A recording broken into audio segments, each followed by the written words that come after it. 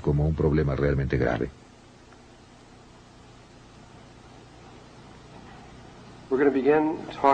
Vamos a comenzar a hablar acerca de otro tema, la historia del mundo y cómo se relaciona al tiempo presente. La situación que ocurrió y por la que nos encontramos en el mundo, que no se desarrolló por azar. Ocurrieron cosas que necesitamos recordar. La mayoría de nosotros, no todos, pero vamos a ponerlo así, cuando menos muchos de nosotros estuvimos allí y tenemos esa memoria. Pero este no es el punto. Realmente solo necesitan saber exactamente qué ocurrió para tener una comprensión de cómo se llegó a esta situación. Esta historia, por supuesto, no la podrán encontrar en libros de historia, porque los libros solo abarcan 6.000 años y necesitamos retroceder como 450.000 años para el comienzo de todo esto. Las historias que les voy a contar son una combinación. Originalmente esto se dio por primera vez hace 8 años. Eran nada más las historias, como las dio Todd. Cuando Todd se fue hace un par de años, supe de Zecharia Sitchin y leí sus trabajos, y hallé que sus trabajos y los de Todd se complementaban casi perfectamente. Simplemente no podía ser una coincidencia. Era asombroso lo cerca que estaban el uno del otro. Y muchas cosas de las que Todd mencionaba, como que hubo gigantes en la tierra, y no explicaba quiénes eran, aquí sí estaban explicadas. Por otra parte, muchas de las cosas que Zecharia Sitchin no comprende y pasa por alto rápidamente, fueron profundamente explicadas por Todd. De esta forma, la combinación de esto resulta en un punto de vista muy interesante. Ustedes no tienen que aceptar este punto de vista, pueden solo escucharlo como una leyenda y pensar al respecto y ver si funciona para ustedes, o solo tomen lo que creen cierto. Si algo no sienten que es cierto, entonces, por supuesto, no lo acepten. Yo sí lo creo y tengo que darlo. Yo creo estar tan cerca como se puede. Sin embargo, ustedes tienen que tomar en cuenta algo acerca de la historia que se escribe, y es que hay alguien más que la está escribiendo. Y quien quiera que sea, tenía su punto de vista. Pudo no haber sido el punto de vista de nadie más, solo su punto de vista. Y en muchos casos, especialmente en los últimos miles de años, en los últimos 6.000, fue el punto de vista de los ganadores de las guerras.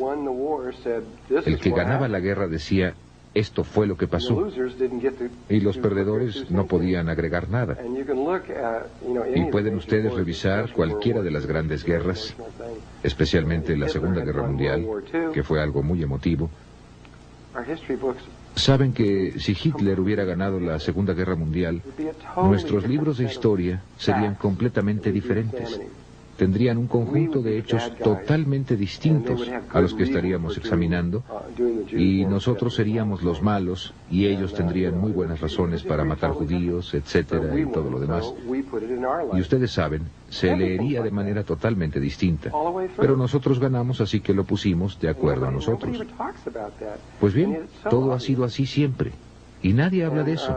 Y sin embargo resulta tan obvio. Hasta Todd está muy consciente de esto y dice, les estoy dando mi punto de vista. Lo he visto suceder, pero solo soy una persona.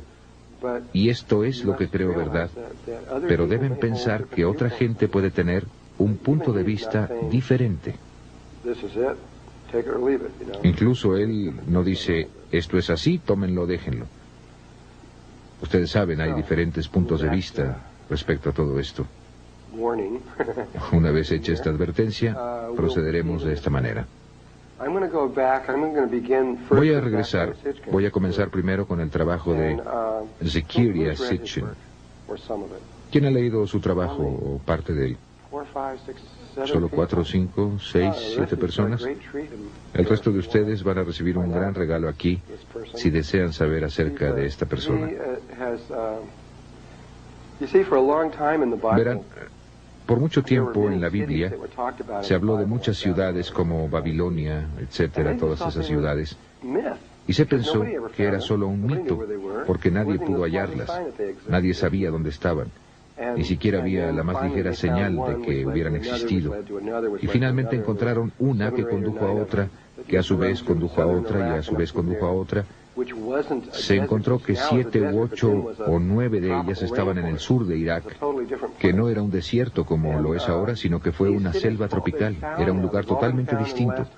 Todas esas ciudades han sido encontradas ahora, han sido encontradas en los últimos 100 años, y la mayor parte en tiempos más recientes, y han excavado estas ciudades en capas, y han sacado estas tablillas de barro redondas.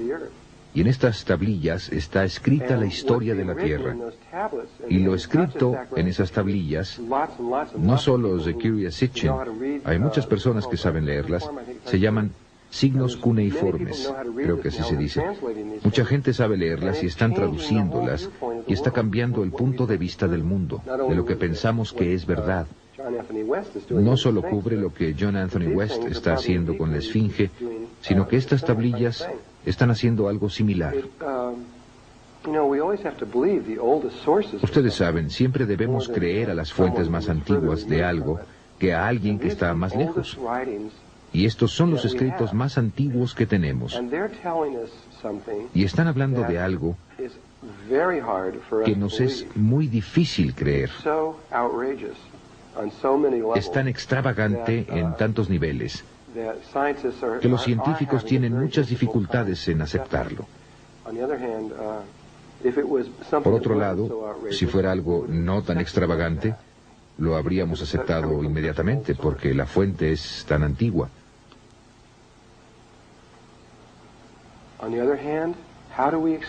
Por otro lado, ¿cómo explicamos que sepan tantas cosas? Este es un punto muy interesante. Los dogones no solo sabían acerca de todos los planetas exteriores, sino también los sumerios, desde el primer día.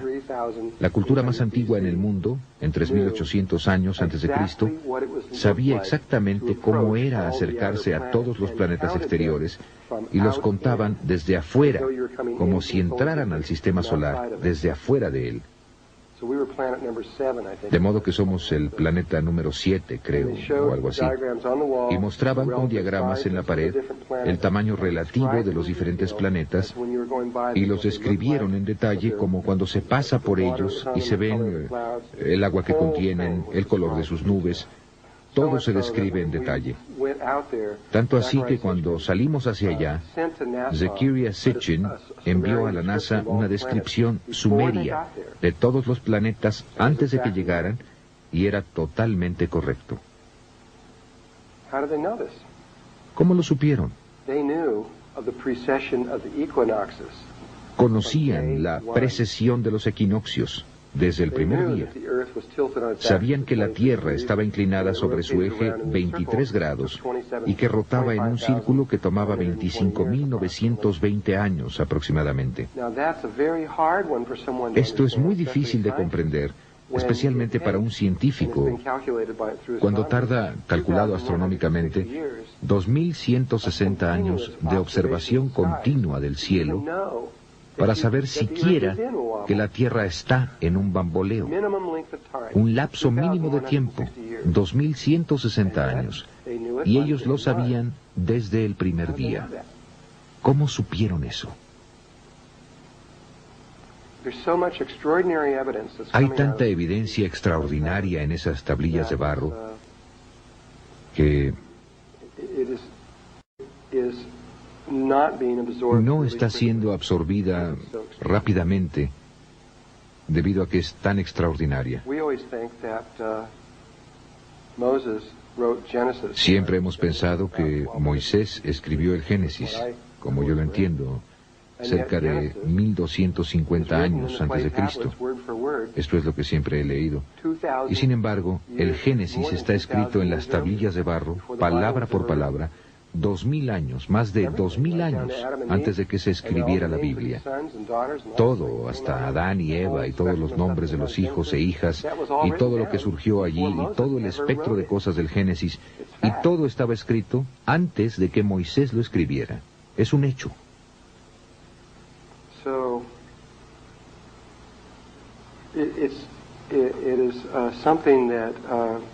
Así que es algo que, quiero decir, puedo comprender que se mueven tan lentamente al respecto porque es algo profundo. Pero más profundo que todo eso es la historia que los sumerios cuentan.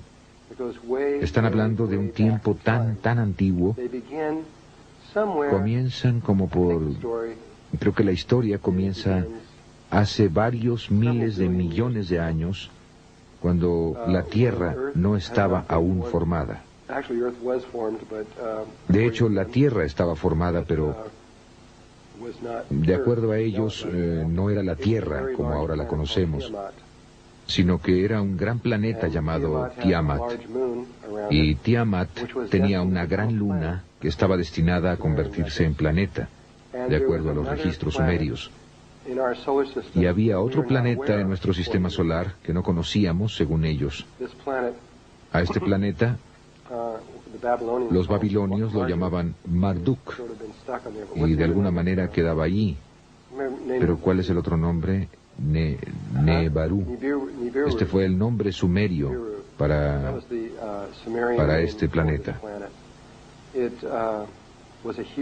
Era un planeta enorme que iba en retrogrado con el resto de los planetas.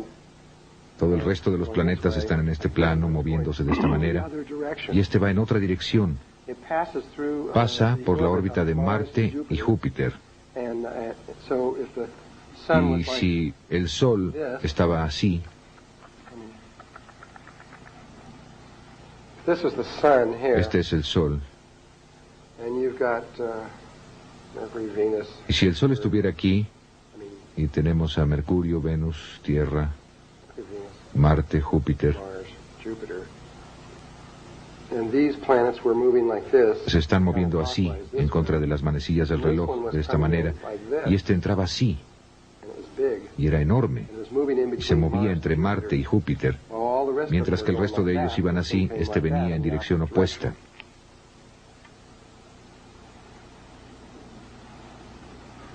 Dicen que llegaba cada 3.600 años. Y cuando lo hacía, generalmente era un gran evento en nuestro sistema solar. Y cuando se desaparecía, cuando se iba, desaparecía de vista.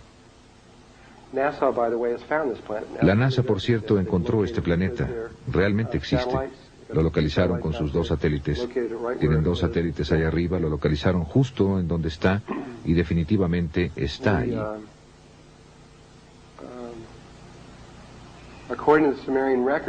De acuerdo con los registros sumerios, hace mucho tiempo había otro planeta en donde la Tierra está ahora. Realmente estaba entre Marte y Júpiter en aquel entonces, y era Tiamat. También era un planeta enorme, y un día venía, como destinado, Nebaru, venía por aquí, y casi chocan, y una de las lunas de Nebaru golpeó contra Tiamat y le arrancó como la mitad. Quiero decir, le arrancó la mitad al planeta.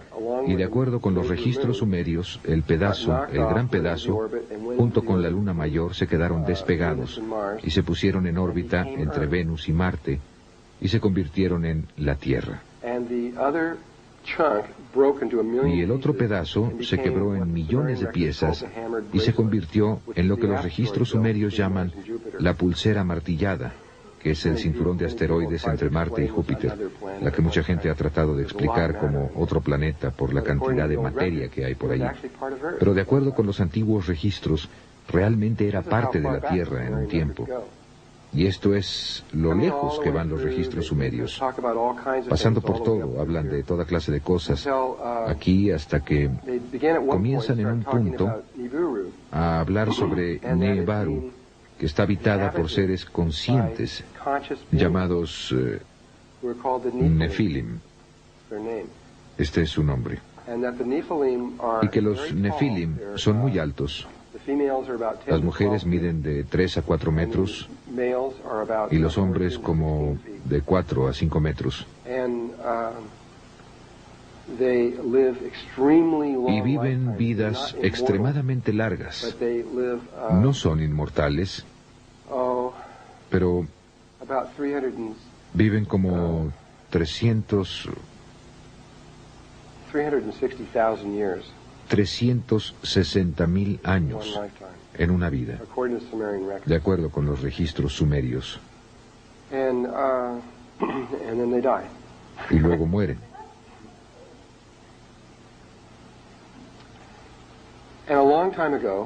Y hace mucho tiempo, aproximadamente 430.000 años, si bien recuerdo, puede ser como 450.000 años o por ahí, los Nefilim comenzaron a tener problemas con su planeta, problemas atmosféricos muy similares, como el problema de ozono actual en nuestro planeta. Y sus científicos decidieron que la solución, que es una solución muy similar a la que nuestros científicos han decidido hacer para nuestro ozono, que es poner partículas de polvo en el ozono para filtrarlo. Solo que ellos tenían un problema distinto. Estaban tan lejos del Sol que necesitaban el efecto invernadero. Necesitaban mantener el calor adentro. Y como estaban perdiendo su temperatura y calor, decidieron poner partículas de oro en el cielo que reflejarían la luz y la temperatura como un espejo hacia la atmósfera superior. Entonces iban a obtener grandes cantidades de oro y lo iban a pulverizar en probablemente de tamaño de 2 o 3 micras y suspenderlo en el espacio allá arriba, con lo que lograrían esto. Y esto es un registro sumerio. Estos son seres antiguos que hablaban de esto. Esto no es viaje a las estrellas o algo así. Esto está fuera de... Digo, es increíble. Por esto es que ha sido tan lento en salir, pero allí está en los registros. Entonces buscaron, tenían la capacidad de viajar espacialmente, aunque no estaban mucho más avanzados de lo que nosotros estamos ahora. Estaban como en el mismo nivel en el que estamos nosotros. En los registros sumerios se muestra cómo sus naves espaciales están bajando con flamas saliendo de atrás. Son naves cohete. Digo, su nivel de nave espacial es tan rudimentario como puede serlo, y esto es lo que tenían. De hecho, estaban tan poco avanzados que tenían que esperar hasta que la nave estuviera cerca de la Tierra antes de que pudieran usar los cohetes para llegar aquí. No podían despegar a cualquier hora. Tenían que esperar a dar la vuelta hasta que estuvieran cerca para poder hacerlo. Así que buscaron por todo, no podían salir del sistema solar, y buscaron por todos los planetas que hay aquí, y encontraron que la Tierra tenía grandes cantidades de oro. Y enviaron un equipo de personas para acá, hace más de 400.000 años, con un solo propósito: venir y sacar oro. Elegidos por 12 miembros, que eran estos 12 jefes, junto con, creo, 400 miembros o algo así, el número exacto no es importante, de trabajadores que vendrían y realmente harían el trabajo. Llegaron a esta área en el sur, pero primero llegaron al área de Irak y comenzaron a construir sus ciudades y cosas para construir sus asentamientos, pero no es aquí donde comenzaron a sacar el oro. A ver, ¿dónde estoy? Ah, estoy por acá, muy bien. En esta área, por acá. El primero por aquí. Y aquí es donde construyeron su primera ciudad, allá arriba. Y luego bajaron aquí en este valle específico, en el sureste de África, a sacar su oro.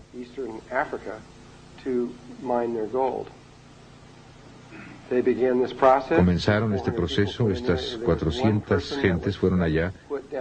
Había una persona que pusieron aquí, uno de los 12, el que nunca recuerdo su nombre, tal vez lo recuerde. y era el jefe principal allí. Bueno, el resto de ellos se quedaron en la otra parte.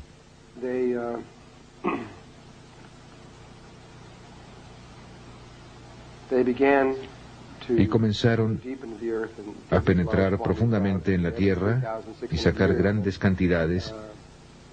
Y luego cada 3.600 años, cuando Marduk o Nebaru llegaban, subían el oro al planeta y luego lo dejaban dar la vuelta y regresaban a su proceso de escarbar y seguir cavando.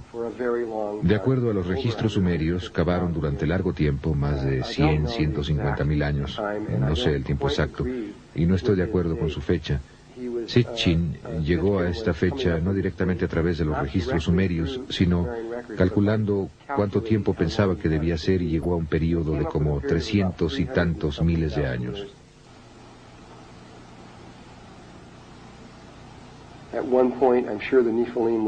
En cierto momento estoy seguro de que los Nefilim dejaron todo y a todos los esclavos, al menos hace alrededor de 20.000 años, ya que ahí los estaban encontrando, tal vez aún más tarde, los dejaron ir a todos. Entonces los huesos que se encontraron de estas gentes serían idénticos a estos huesos. La única diferencia es que ellos no podían tener hijos. Esa es la única diferencia entre ellos. Entonces, de acuerdo con Todd, lo que pasó después de esto fue que cuando esta isla se hundió, otra configuración surgió en el Océano Pacífico, y las gentes de aquí, no de aquí, sino de aquí arriba, fueron llevados o de alguna manera tirados a esta isla. Él nunca me explicó eso.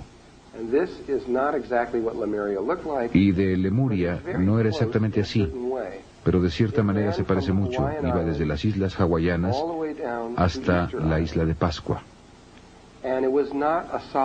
Y no era una masa sólida como esta aquí o aquí, sino que era una serie de miles y miles de islas que estaban ligadas muy estrechamente. Algunas eran grandes, algunas pequeñas, y hay que poner muchas más ahí, pero era como un continente que apenas salía del agua. Era un continente de agua. Y ellos fueron traídos aquí, y se les permitió desarrollarse por sí solos sin que interfirieran los Nefilim, hasta donde yo sé. Quizás esto que dije no sea cierto, tal vez. Permanecimos ahí alrededor de 65 o 70.000 años en Lemuria. Mientras estuvimos en Lemuria, todo marchaba estupendamente. Realmente casi no teníamos problemas, apenas los teníamos. Estábamos acelerando a través de trayectorias evolutivas, íbamos avanzando muy bien, realizamos una tremenda cantidad de experimentos en nosotros mismos. Estábamos cambiando nuestra estructura ósea, trabajando mucho en la base de nuestra columna vertebral, trabajando en el tamaño y la forma de nuestro cráneo. Estábamos haciendo todo tipo de cambios. Éramos muy, lo que ustedes llamarían de cerebro derecho, éramos femeninos. Un ciclo evolutivo tiene que decidir si va a ser masculino o femenino. Igual que ustedes cuando vienen aquí, tienen que tomar una decisión.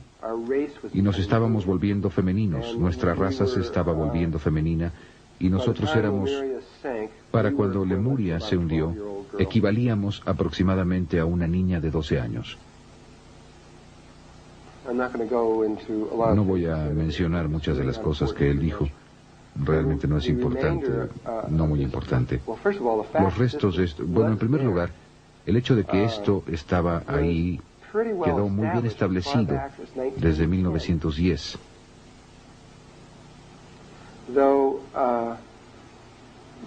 Aunque no recordamos mucho, ven, porque en 1912 algo pasó, después de lo cual hubo 3 años que sucedieron realmente rápido, 1912, 1913 y 1914. En 1912 se llevaron a cabo los experimentos que fueron similares a los experimentos como el de Filadelfia, de los que hablaremos posteriormente. De hecho, hicieron el experimento en 1913, que yo creo que fue lo que provocó la Primera Guerra Mundial en 1914. Después de eso, ya no volvimos a ser los mismos. Y antes de la Primera Guerra Mundial, El patrón de crecimiento era muy similar a lo que está pasando ahora.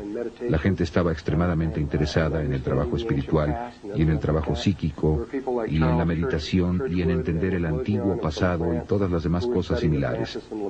Había personas como Charles Churchward y Le Bussian de Francia que estaban estudiando la Atlántida y Lemuria, y había muchas cosas muy similares que estaban pasando. Llegó la Primera Guerra Mundial y nos dormimos y no despertamos hasta los 60. Y empezamos a despertar otra vez.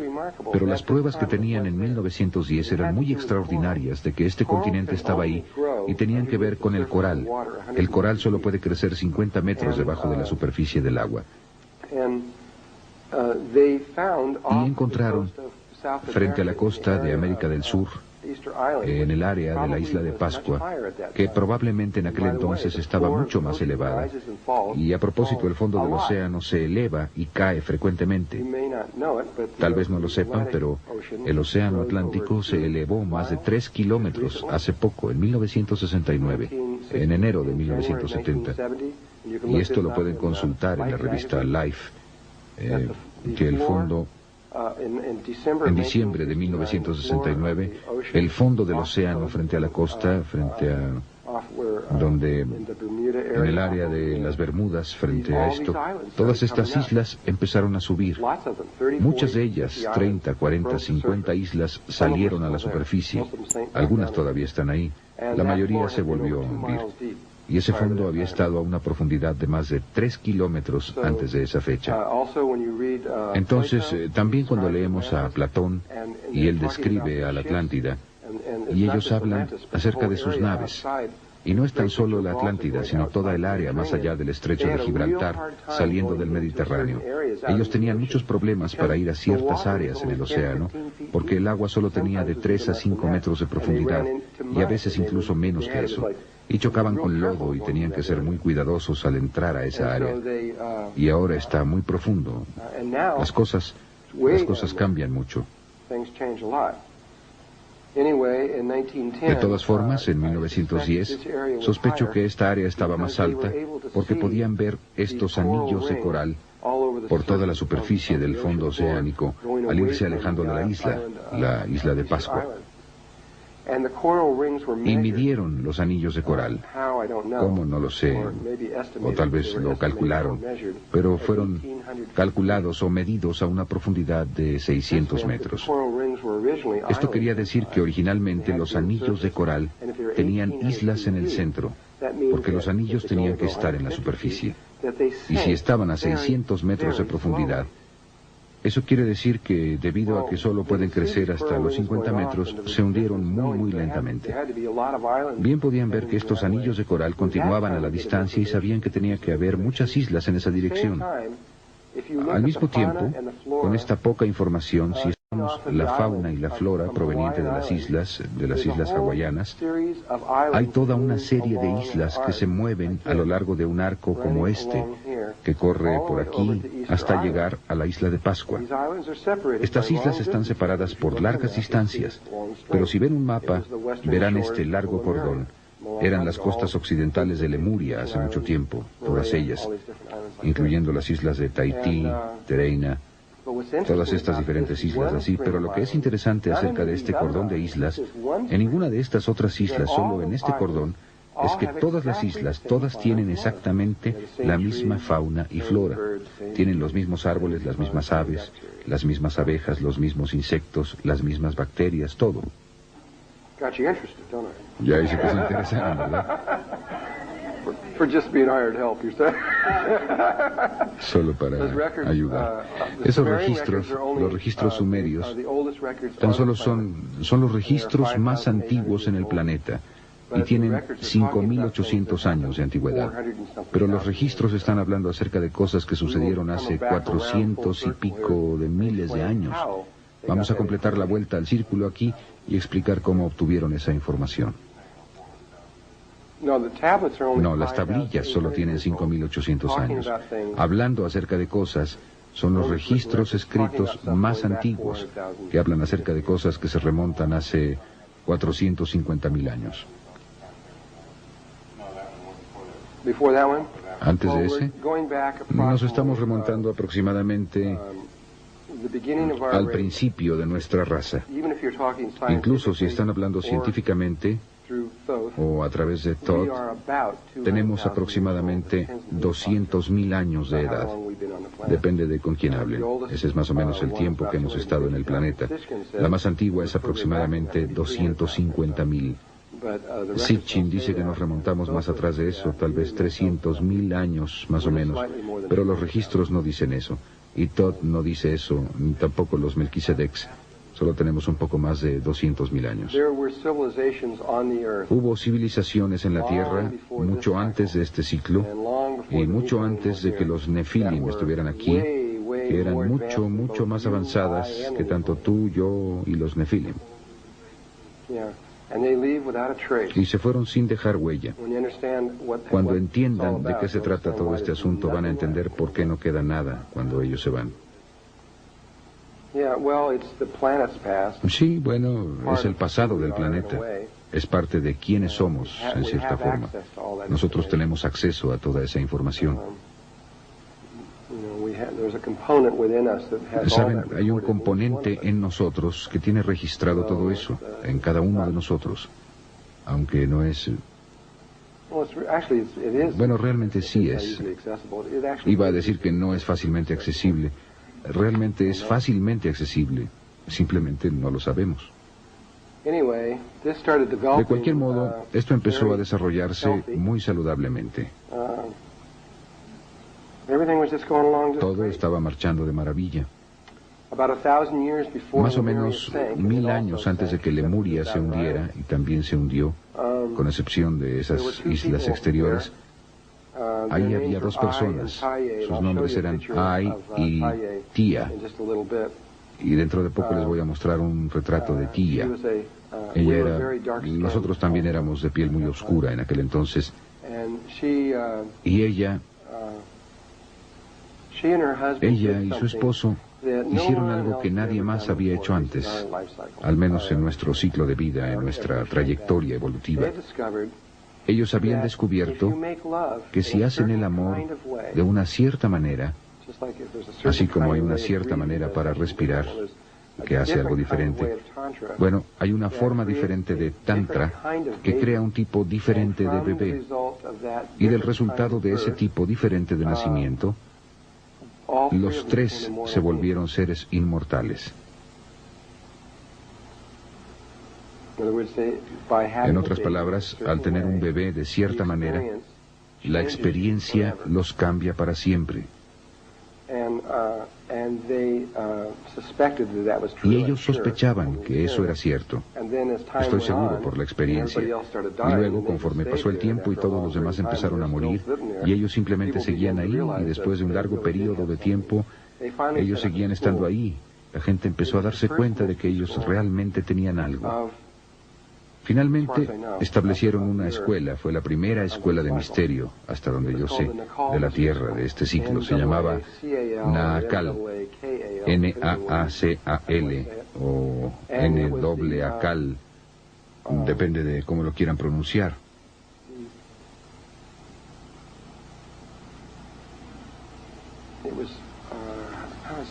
Y él era, como dicen, simplemente estaban tratando de enseñar cómo hacer esta cosa que llamamos resurrección o ascensión por medio del Tantra.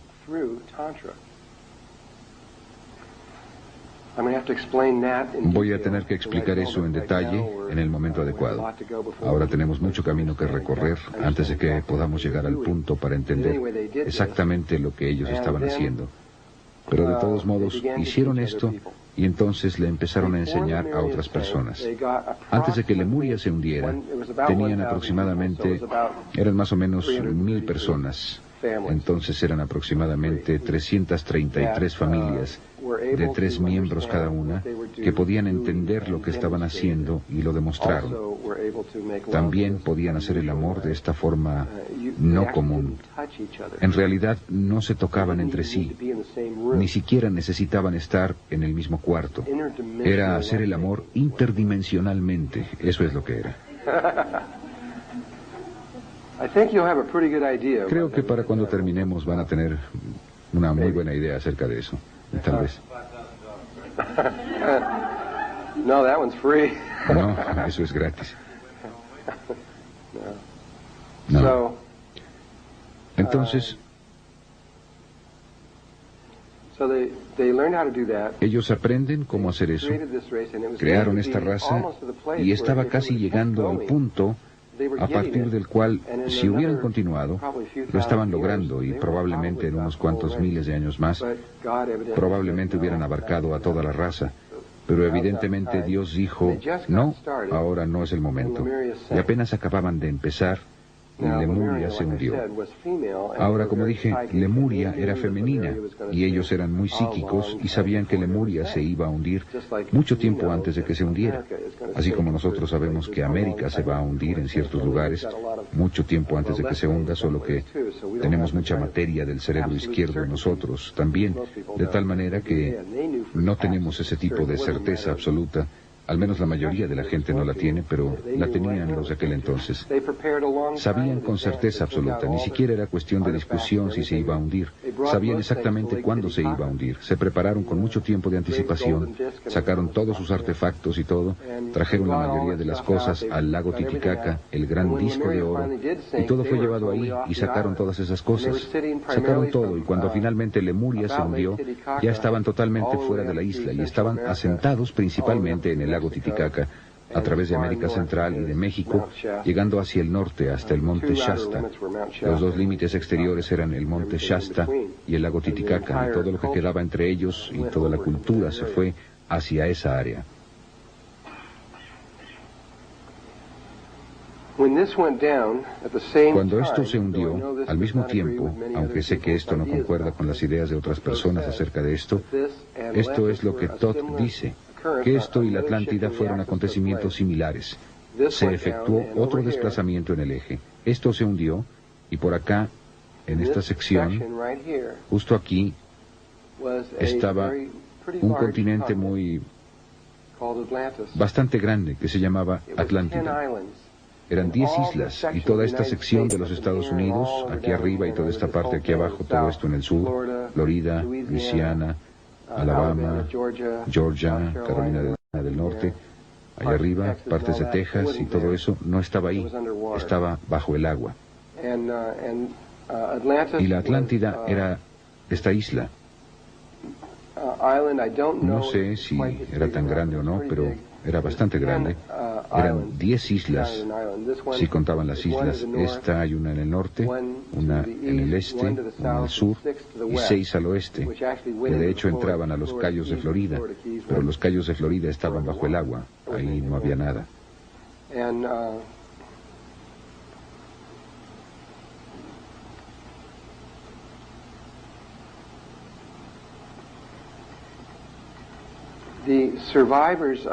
Y los sobrevivientes de la escuela de misterio Naacal, los seres inmortales, se trasladaron y, de acuerdo con Todd, volaron, por qué medios no lo sé, pero volaron, según él, desde Lemuria a esta islita amarilla aquí arriba en la parte superior, la pequeña, y le pusieron un nombre, la llamaron Udall, U-D-A-L-L.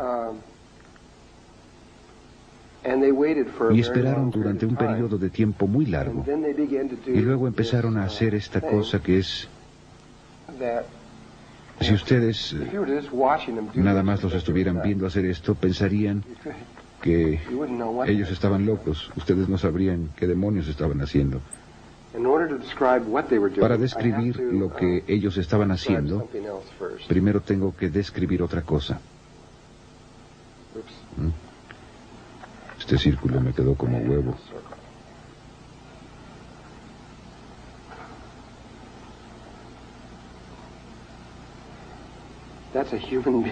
Ese es un ser humano desde la cabeza viendo hacia abajo. Ahí está la nariz. Y es calvo.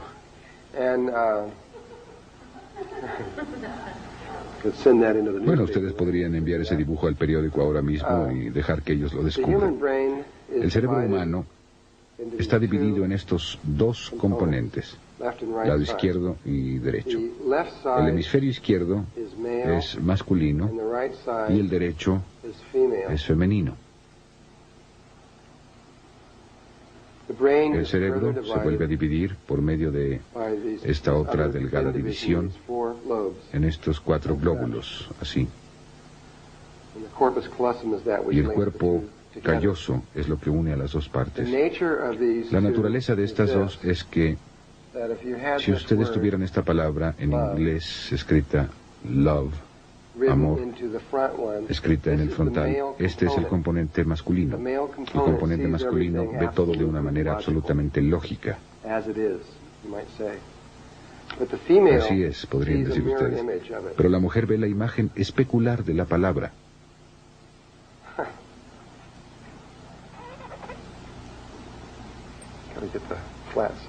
Tengo que dibujar ese lado plano correctamente. Aquí. Ahí está la palabra. La mujer ve eso. Entonces, cuando el hombre ve su lógica, la lógica de ella dice, aquí no hay lógica.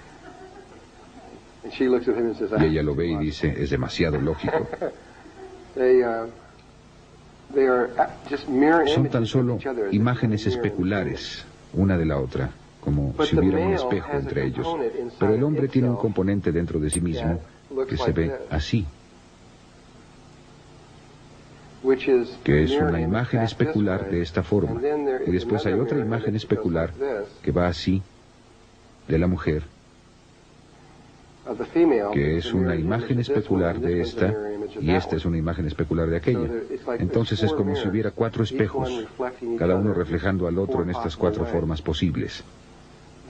Esta es completamente lógica, y posteriormente, cuando veamos las geometrías, ustedes verán que el cerebro masculino está compuesto del triángulo y del cuadrado, o el tetraedro y el cubo. Y eso es lo que está adelante, el componente lógico. El componente femenino no tiene adelante la lógica. Adelante ella tiene su experiencia, o el aspecto experiencial está adelante. A ella le interesa mucho más experimentar algo que entenderlo. Pero su aspecto experiencial tiene atrás un componente que es totalmente lógico, que está basado en el triángulo y el pentágono, o el tetraedro. Y este de hecho representa 2 formas, el icosaedro y el dodecaedro. Todavía no hemos hablado de eso, pero ahí están ciertas geometrías. Y el componente masculino, que es lógico, tiene un componente experiencial oculto.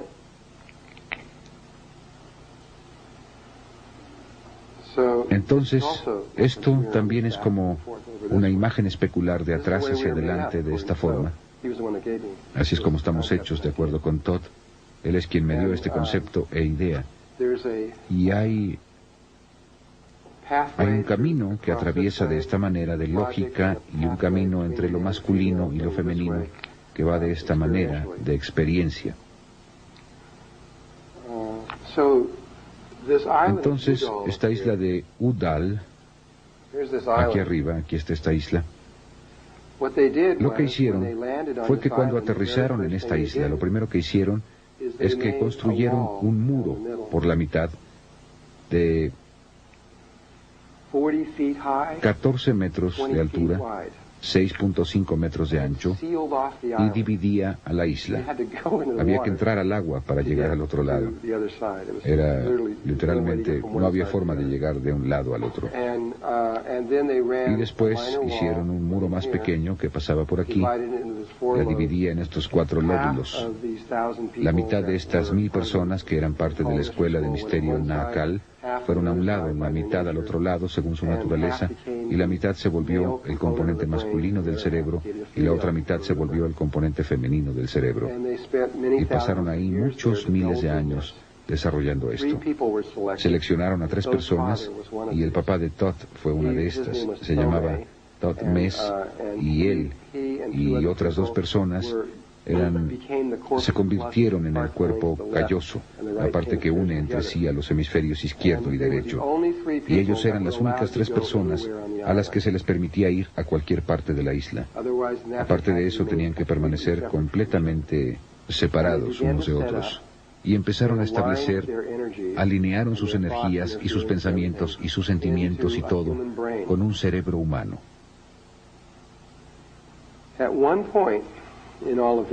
En cierto momento de todo esto, en la superficie de la Atlántida,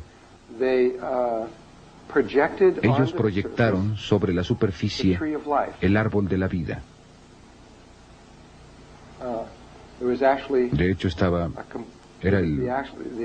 lo que realmente hicieron fue hacer el que tiene 12. Uno de los puntos estaba aquí y uno abajo, pero solo había 10 componentes, que es el árbol con el que estamos familiarizados, el que realmente estaba en la superficie de la Atlántida. Ellos proyectaron este árbol, aunque se extendía a lo largo de cientos de kilómetros sobre la superficie de esta tierra. La exactitud, de acuerdo con Todd, era la exactitud de un átomo. Entonces, los puntos del árbol estaban con esa exactitud sobre cientos de kilómetros. Y en un punto en el cual, algo que no acabo de entender, pero todo lo que puedo hacer es decirlo, en un punto el cerebro de la Atlántida insufló la vida en el árbol de la vida, en la superficie de la Atlántida, lo que hizo que estos vértices de energía empezaran a girar y salir de la Tierra. Entonces, en la superficie principal de la Atlántida, tenían el árbol. Algo más o menos así.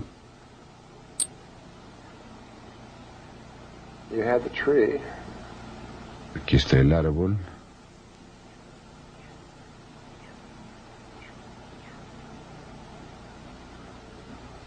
Sí, así más o menos.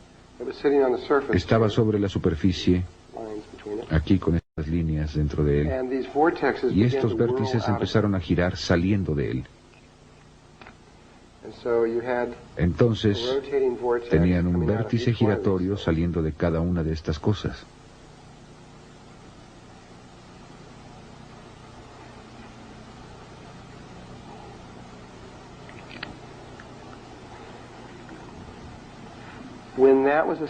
Cuando eso quedó establecido, entonces el cerebro de la Atlántida llamó a los hijos de Lemuria. Los llamaron psíquicamente, y millones de estos seres que estaban a lo largo de América del Sur y de América del Norte empezaron a ser atraídos psíquicamente, y se realizó una gran migración en la que todos ellos empezaron a moverse hacia este lugar y hacia la Atlántida. Sin embargo, debido a que el cuerpo lemuriano solo había alcanzado los 12 años de edad, no había completado todos los... No era un adulto, entonces no tenía en funcionamiento todos sus centros. Entonces solo había 8 de los 10 centros que los lemurianos manejaban con maestría. Entonces fueron atraídos a...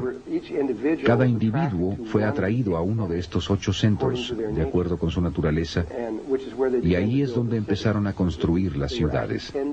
De hecho, había 10 ciudades en la Atlántida, y los registros mayas dicen muy claramente que así era. De hecho, tengo esos registros justamente aquí. Hay un documento que se llama el documento Troano, T-R-O-A-N-O, y ahí estaba. Ahora se encuentra en el Museo Británico. Se estima que tiene al menos 3.500 años de edad y describe en detalle el hundimiento de la Atlántida. Y solo lo voy a leer.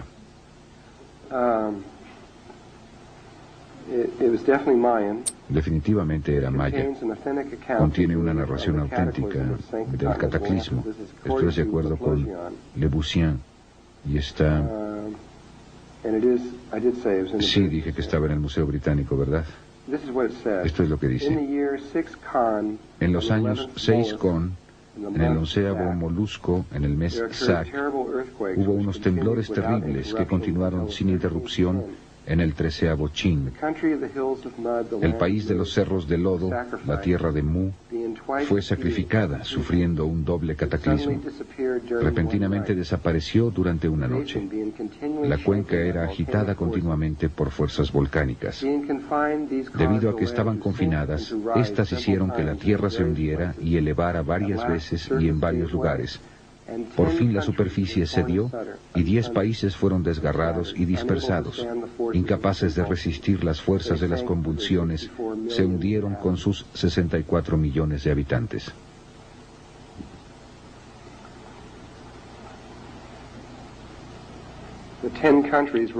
Los 10 países se referían a los 10 puntos en el árbol de la vida.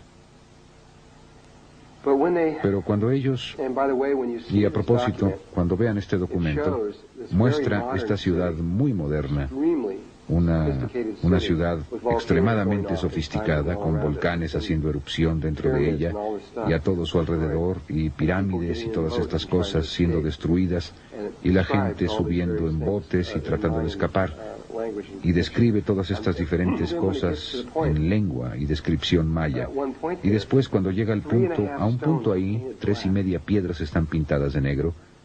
Más tarde describiremos lo que es eso. Se refiere al momento cuando entramos en lo que en nuestros días se llama zona electromagnéticamente nula. Es el desplazamiento desde cuando los polos se desplazan. Este fenómeno se presenta y entraremos en mucho detalle acerca de esto, donde durante 3 días y medio estaremos en la oscuridad. Pero ese periodo de tiempo en realidad podría ser entre 2 y medio hasta un poco más de 4 días. Podría durar cualquier tiempo en ese periodo y normalmente está entre 3 y 3.5 días. Y el último evidentemente duró 3.5 días. Es más que solo oscuridad, es la nada, está vacío, es fuera de aquí.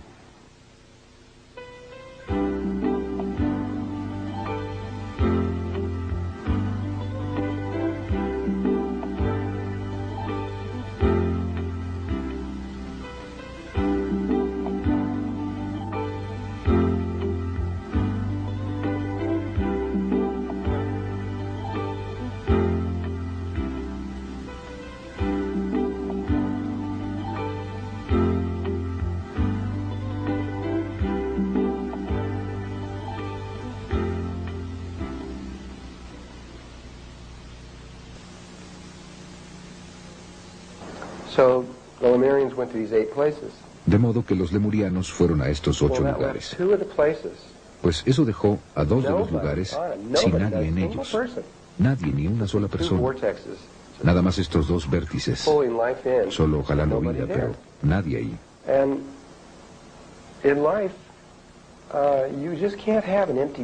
Y en la vida no puede tenerse un lugar vacío. La vida simplemente lo llena, lo hará, encontrará la forma. A mí siempre me gusta usar el de la autopista. Si están siguiendo a alguien justo detrás, y solo dejan que esa persona se les adelante un poco o demasiado, alguien llenará ese lugar. Es lo mismo. Si ustedes hacen algo en la vida, si dejan un lugar para la vida entrará y lo hará. Y eso es exactamente lo que pasó. Ahora, esto es de acuerdo con Toth. Él dice que 2 razas extraterrestres llegaron en ese momento, no una, sino 2 completamente diferentes. La primera, dice, y no sé de dónde vinieron, dice, eran los hebreos. Él dice que venían de fuera del planeta. De dónde vinieron no lo sé en absoluto. No lo dijo. Dijo que fallaron en su... Eran como una especie de niño que cursó el 5º grado y no pasó, y tuvo que repetir otra vez el 5º grado. Fallaron al entrar, de pasar al siguiente nivel de evolución, y tuvieron que repetirlo. Y tenían permiso legal para entrar en nuestra trayectoria evolutiva en ese momento. Trajeron con ellos, de acuerdo con Toth, muchos conceptos e ideas de los que todavía no teníamos idea, porque no habíamos entrado en esos niveles de conciencia. En otras palabras, eran como un niño que ya había pasado por el asunto de las matemáticas. Sabían qué era lo que venía y todo eso. Así que trajeron todas estas cosas de las que nosotros todavía ni siquiera sabíamos. Realmente no había problema con ellos, y probablemente no habría problema hoy. Probablemente no hubiera habido ningún problema en lo absoluto, excepto que la última raza que llegó es la que tenía el problema. Realmente no fuimos nosotros. Lo que se ha desarrollado, que está ahora como ha llegado al mundo, en la situación que se ha desarrollado en el mundo. Esta última raza, y esto va a sonar extraño, especialmente cuando estoy diciendo esto hace 8 años, era una raza de seres que llegaron de un planeta muy cercano llamado Marte. According to Thoth, Y de acuerdo con Todd, Marte era un planeta que se parecía mucho a la Tierra hace un poco menos de 1 millón de años. Era muy hermoso, tenía océanos y agua y árboles. Es simplemente fantástico. Miren, desde que creamos este mundo, o todo este experimento en el que estamos desde hace mucho tiempo, desde el mismo principio, habían habido 4 veces en las que alguien decidió hacer algo que en la actualidad se llama la rebelión de Lucifer, aunque sucedió 3 veces antes. Otras 3 personas, además de Lucifer, intentaron hacer lo mismo. Cada vez provocó un total caos en todo el universo. Simplemente total, un desastre total. Y durante el tiempo de Marte, hace años, fue la tercera rebelión, si quieren llamarla una rebelión. Fue la tercera vez que la vida decidió intentar este experimento. Y falló dramáticamente. Y por todas partes muchos planetas fueron destruidos, y Marte fue uno de ellos. Y lo que sucedió fue, y es lo mismo que está pasando ahora, que la vida intentó separarse de Dios. Pónganlo de esta forma. Vida. Había una parte de la vida que intentó separarse de toda la vida y crear su propia realidad separada.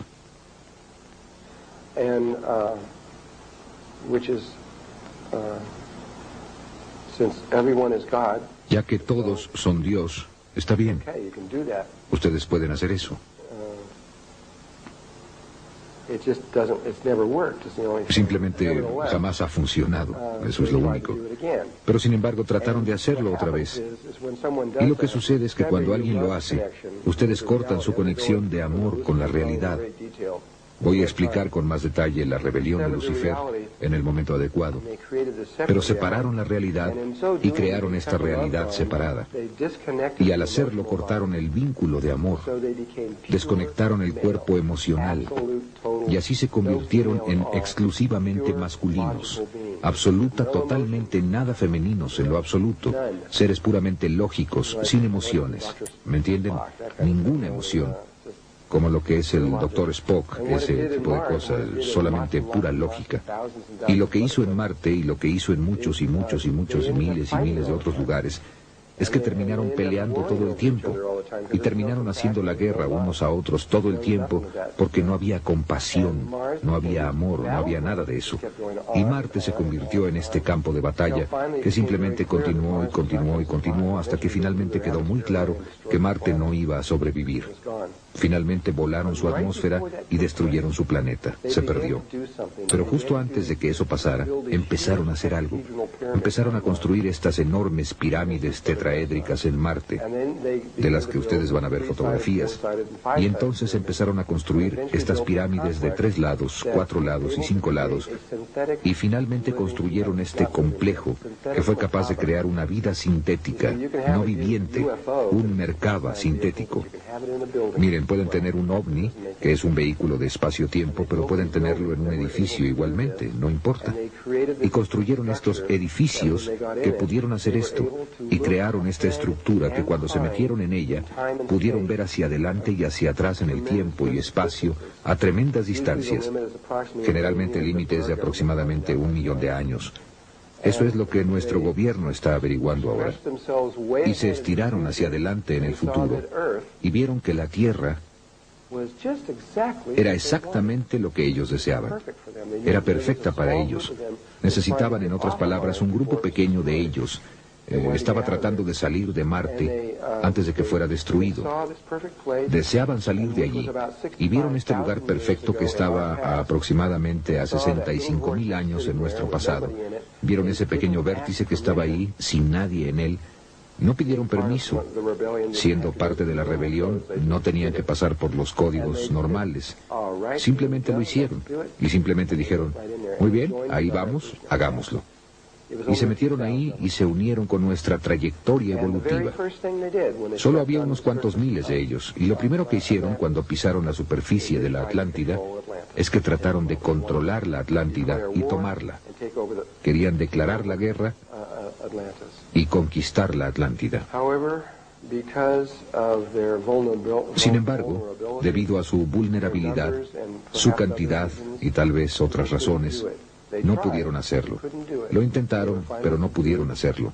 Y finalmente fueron sometidos. Y finalmente se acordó que tratarían de comprender esa cosa femenina de la que ellos no tenían idea, esta cosa con emociones y demás, de la que no tenían nada en lo absoluto. Lo que teníamos aquí era una situación. Cuando esto tuvo lugar, nuestra trayectoria evolutiva, éramos aproximadamente una niña de 14 años de edad. Y lo que tenían ustedes aquí era más o menos una chica de 14 años de edad que iba a ser tomada por un hombre mayor, un hombre mucho más viejo, muy viejo, un hombre de 60, 70 años de edad, que simplemente la forzó. En otras palabras, fue una violación. Nos violaron y no tuvimos alternativa. Simplemente llegaron y dijeron, aquí estamos, les guste o no, aquí estamos. No pidieron permiso. Así que una vez que la batalla inicial estaba, o que el conflicto se terminó y decidieron hacerlo, entonces las cosas más o menos se calmaron durante mucho tiempo. Pero los marcianos continuaron trayendo su tecnología de cerebro izquierdo, de la que los lemurianos no sabían nada en lo absoluto. Todo lo que sabían era la tecnología de cerebro derecho de la que hoy no sabemos nada. Sabemos muy poco. Sus máquinas psicotrónicas y todo ese tipo de cosas. Estas son todas tecnologías de cerebro derecho. Pero hay tecnologías de cerebro derecho que si ustedes supieran lo que eran, los dejarían pasmados. Son increíbles. Ustedes pueden hacer cualquier cosa, absolutamente cualquier cosa que puedan imaginar con la tecnología. La pueden hacer con cosas psicológicas y de control mental del otro lado del cerebro. Pero de todos modos lo que pasó fue que los marcianos simplemente continuaron produciendo estos inventos uno tras otro, hasta que finalmente cambiaron la polaridad de nuestra trayectoria evolutiva. Y pasamos de femenino a masculino. Y nos volvimos muy masculinos durante la Atlántida. Cambiamos nuestra naturaleza de quienes éramos.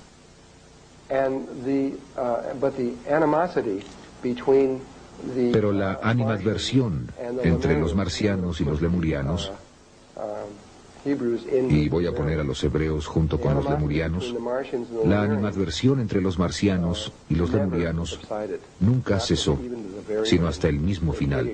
Se odiaban mutuamente.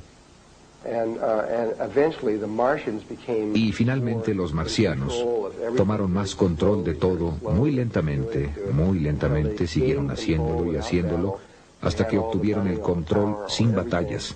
Tenían todo el dinero, todo el poder, todo. Y los lemurianos, el aspecto femenino, básicamente fue simplemente reprimido. Y no era una situación de amor, pongámoslo de esa forma. Era un matrimonio que por lo menos al componente femenino no le gustaba. Y realmente no creo que a los hombres realmente les importara si les gustaba o no. Y esto siguió en esta forma durante mucho tiempo, hasta que aproximadamente...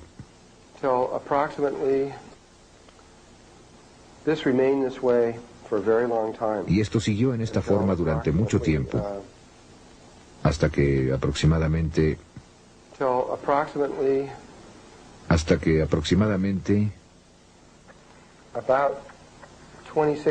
Hace como 26.000 años fue cuando empezó.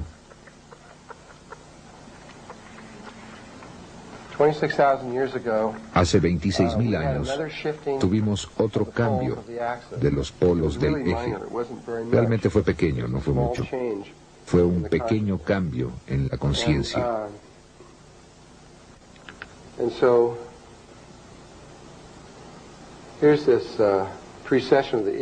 Y así es que aquí está esta precesión de los equinoccios y aquí están estos lugares justo aquí donde se lleva a cabo este cambio. Y aquí es donde estamos ahora. Regresaremos en el tiempo al mismo lugar en el que estamos justo ahora, exactamente hoy. Tan solo hace un ciclo estábamos en la Atlántida. Y en ese momento los polos hicieron su pequeño cambio. No fue mucho, aunque la ciencia lo ha registrado. Definitivamente sabemos que tuvo lugar exactamente entonces. Todo eso ha sido establecido definitivamente. Y una pequeña pieza diminuta, no era así de grande, sino una pequeña pieza diminuta. Bueno, era grande, pero quiero decir, no era realmente grande. Probablemente era de la mitad del tamaño de Rhode Island o algo así. Cayó al océano y provocó una enorme cantidad de miedo en la Atlántida. Fue simplemente temor, porque pensaron que iban a perder todo el continente. Así que simplemente se quedaron como temblando en sus zapatos durante mucho tiempo. Y lentamente este temor empezó a ceder y lentamente pasaron 100 años y todavía tenían miedo. Se necesitaron 200 años para que el temor desapareciera y volverían a sentirse seguros.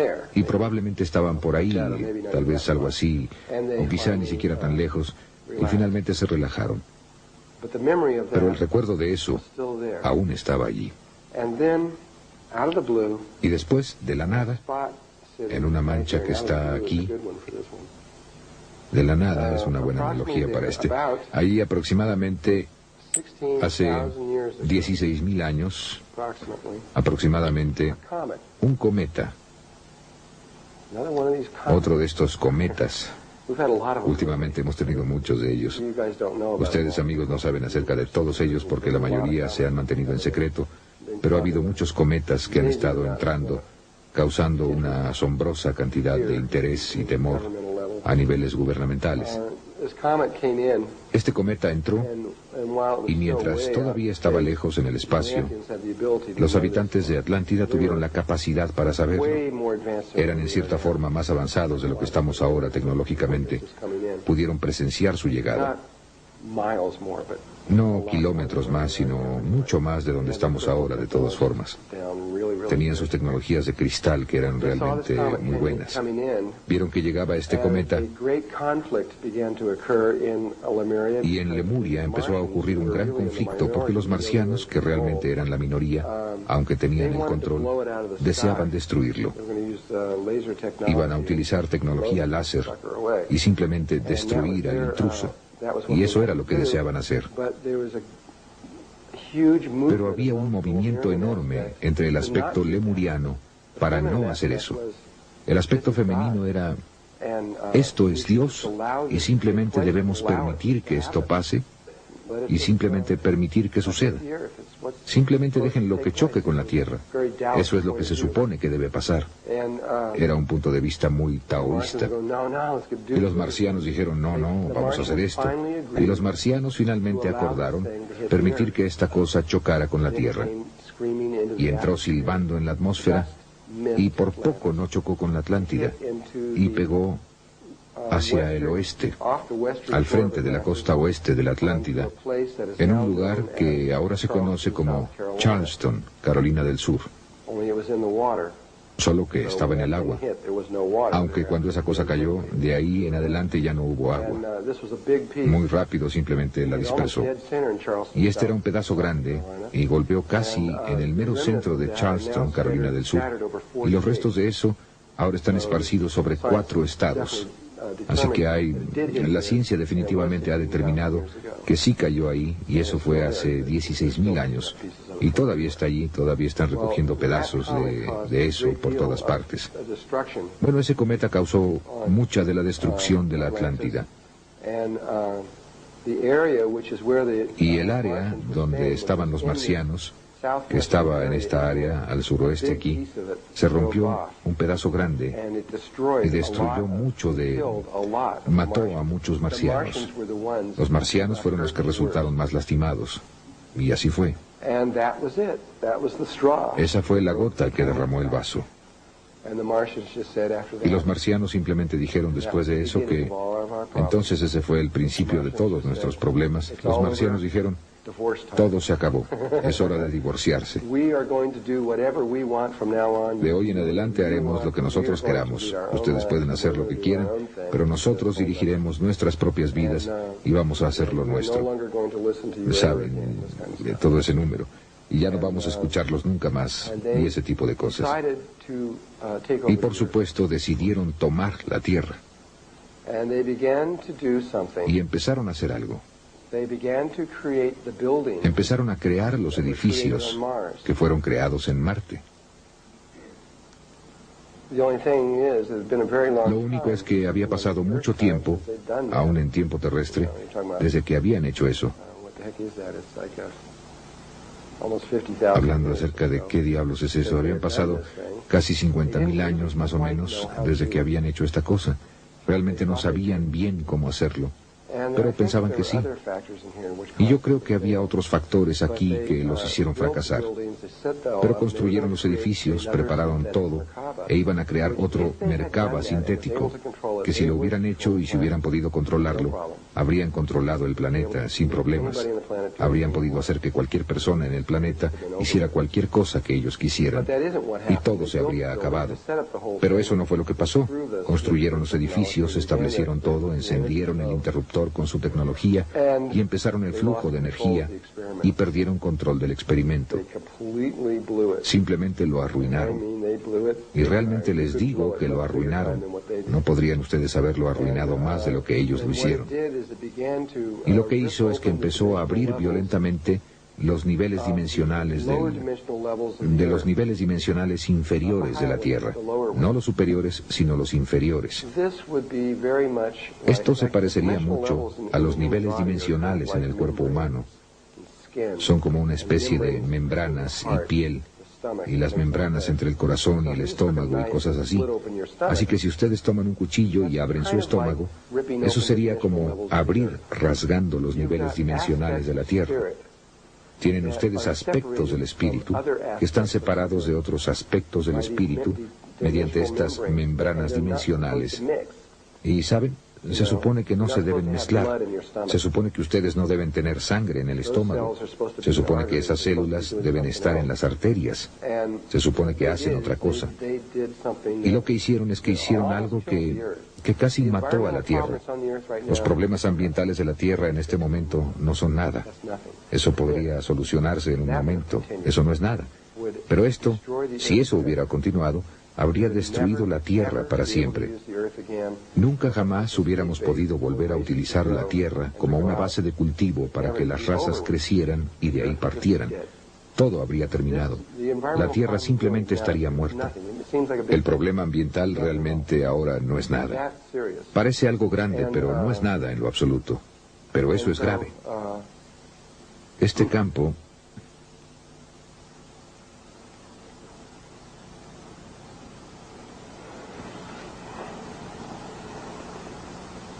los 1.600 de ellos, hasta ese entonces creo, hicieron todo lo que pudieron intentar para tratar de aliviar la situación. Trataban de sellar los niveles dimensionales, sacar a tantos de estos espíritus de las personas y regresarlos al mundo. Simplemente hicieron todo lo que pudieron en cada nivel que pudieron. Fue una catástrofe total, la catástrofe más grande que la Tierra probablemente haya visto. Trataron de sacarlos, sacaron a la mayoría, sacaron a muchos de ellos. No sé cuál fue el porcentaje. Aliviaron aproximadamente 90% o más de la situación, pero todavía había una parte grande aquí, y la gente todavía encontraba a muchos de estos seres extraños dentro de ellos. Y así es que la situación desde hace 16.000 años, después de ese tiempo, empezó a deteriorarse extremadamente rápido. Todos los sistemas de la Atlántida, podríamos decir, los sistemas financieros, los sistemas sociales, ya me entienden, todos los diversos conceptos de cómo debiera ser la vida, degeneraron y se derrumbaron por completo. El continente de la Atlántida se enfermó, y toda la gente se enfermó, y todos empezaron a tener estas enfermedades raras, y todos empezaron a enfermarse, y todo el continente entró en un estado de sobrevivencia. simplemente siendo capaces de vivir a través de este tipo de situación. Iba empeorando y empeorando y empeorando y empeorando, y después de aproximadamente 3.000, un poco más de 3.000 años, probablemente, tal vez fue la peor situación que la Tierra jamás enfrentó.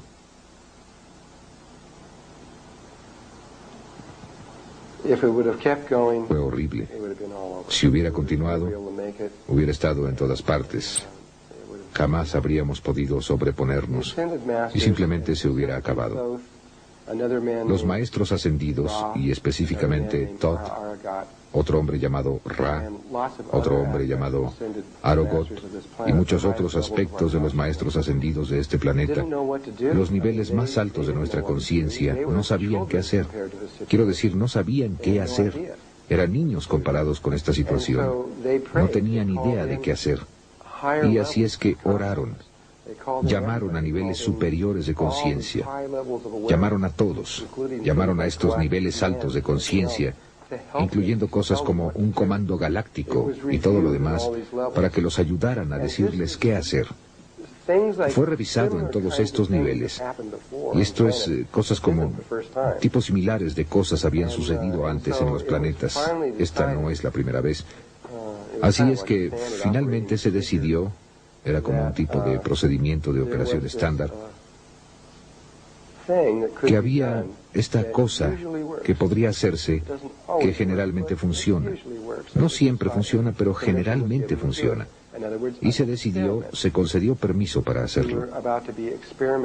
En otras palabras, un experimento. Estábamos a punto de ser objeto de un experimento con el propósito de ayudarnos.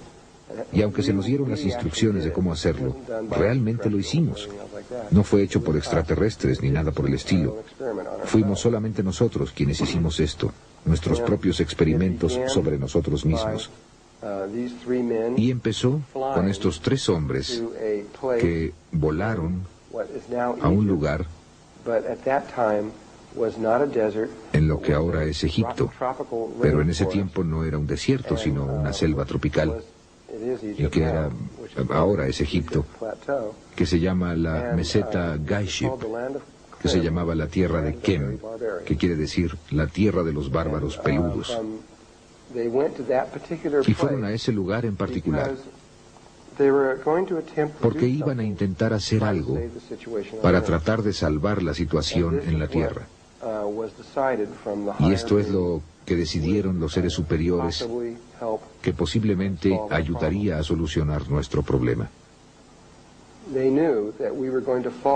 Sabían que íbamos a caer de la gracia, que íbamos a salir de este alto nivel de conciencia, y sabían que íbamos a caer muy abajo en el espectro de la vida. Entonces su única preocupación era averiguar alguna forma para que regresáramos al camino. Sabían que tenía que hacerse rápido.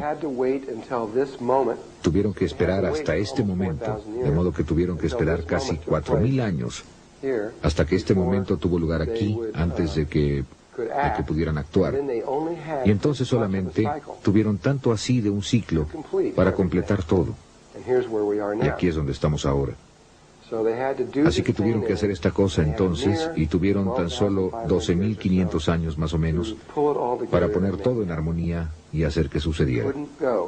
No se podían tardar más que este tiempo, o nos destruiríamos a nosotros mismos.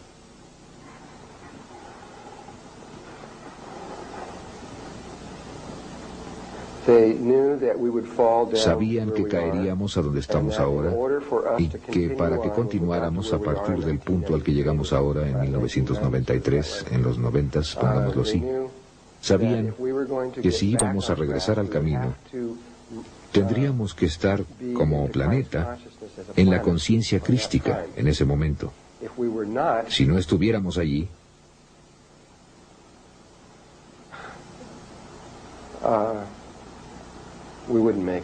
no lo lograríamos. No lo lograríamos en lo absoluto. Nos destruiríamos. Terminaríamos con todo. Pero honestamente creyeron que lo lograríamos.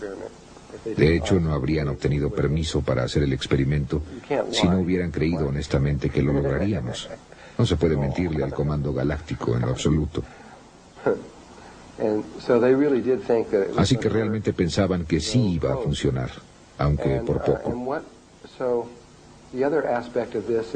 Así que el otro aspecto de esto es que estaban buscando una situación que aliviara toda la situación. No estaban preocupados por tratar de encontrar una situación en la que solo los marcianos se curarían, o solo los lemurianos sanarían, o parte de la Tierra sanaría. Buscaban una situación que sanara a toda la Tierra, a ambos lados. Los niveles superiores de conciencia no están de acuerdo con esta cosa de nosotros y ellos. Todo el mundo está... Solo hay una conciencia que se mueve a través de toda la vida. Y así que están tratando de encontrar una forma para que todo el mundo regrese a un estado de amor y respeto para los demás.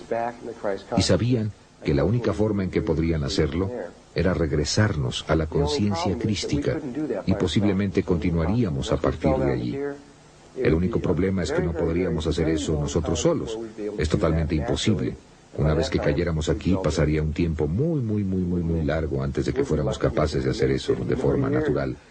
Y para entonces todos estaríamos muertos. No lo lograríamos. Seríamos afortunados si lográramos 50 años más, menos aún aproximadamente 1 millón, lo que es lo que probablemente necesitaríamos para llegar ahí. Estoy diciendo que, ignorando esa cifra, nos tomaría mucho tiempo antes de que regresáramos allí. Así que fueron a ese lugar en Egipto porque había un eje.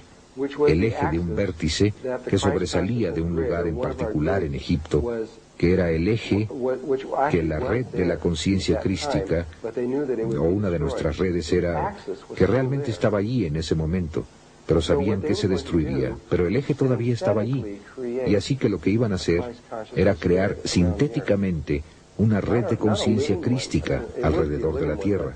No una viviente. Llegaría a ser una red viviente, pero se haría sintéticamente. Sería como crear un cristal sintético que requiere una celda viviente, un cristal para hacerlo. Pero esa fue la única respuesta a la que pudieron llegar. Y así que fueron al lugar preciso en que eso salía, que era este lugar que está a aproximadamente 1,5 kilómetros de distancia de donde se encuentra la gran mayoría de la Tierra más hacia abajo. Ahí era donde estaba el eje, pero realmente salía de la Tierra, aproximadamente aquí. Así que esta es la parte que realmente salió de la Tierra.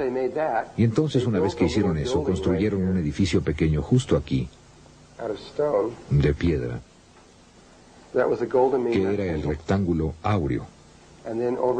Y después aquí construyeron la gran pirámide, y el ápice de esa pirámide quedó asentado exactamente en esta espiral. Recubrieron el centro del agujero con la cara sur de eso y la cara norte de la gran pirámide impecablemente. Ha asombrado a gente que, ¿cómo lo llaman? Topógrafos que han visto esto. Aunque eso está a 1,5 kilómetros de distancia, no pueden ver el centro de ese agujero. La cara sur de ese muro, de ese edificio, y la cara norte de la gran pirámide no están desalineados en absoluto, es perfecta.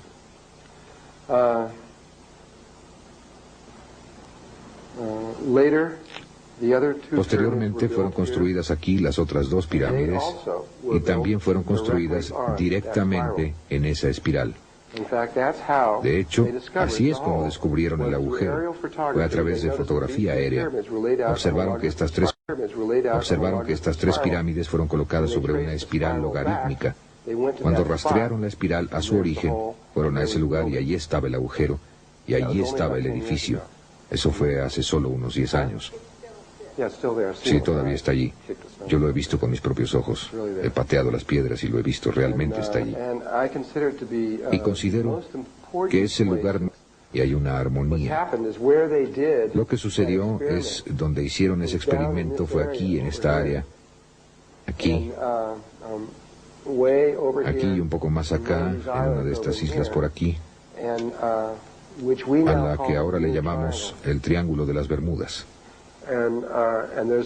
Y hay un edificio real aquí en la superficie en el fondo ahí abajo, que realmente no está tan profundo ahí, que tiene uno de estos adentro.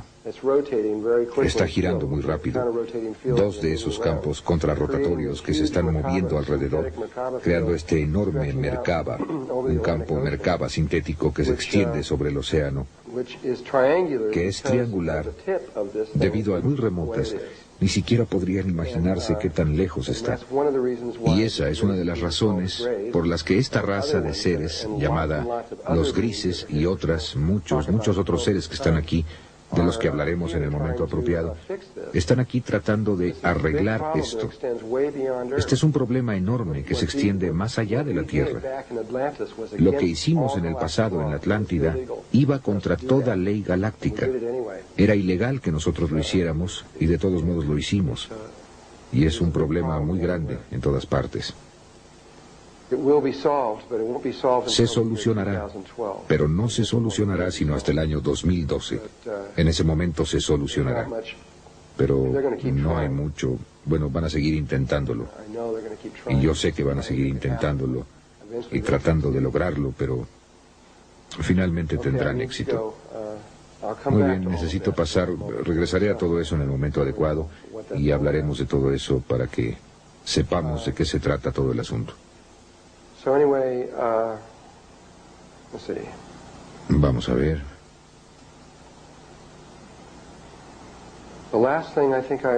De lo último que creo que estaba hablando ayer eran esas dos espirales que estaban aquí arriba. Salieron de ese lugar a donde llegó Tot y Ra y Arogot y llegaron e hicieron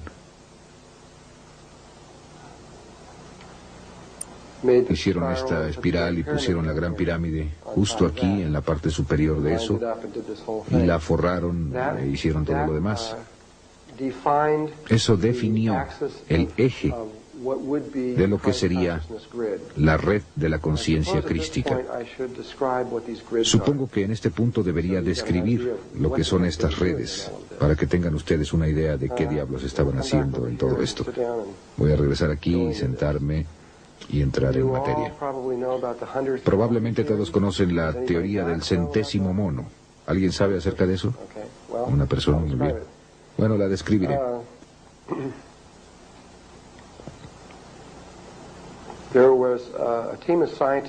Había un equipo de científicos hace algunos años, probablemente hace 20 años o algo así, que estaban trabajando con un tipo en particular de monos que se encontraban en estas islas frente a Japón.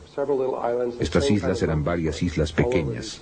El mismo tipo de monos estaban por toda esta pequeña cadena de islas y los estaban observando científicamente y los estaban monitoreando. Y estos monos comían estos tubérculos que crecían en el suelo arenoso y cuando los sacaban había arena encima de todos ellos y se los comían y por supuesto la arena, ya podrán imaginarlo, sabía muy mal.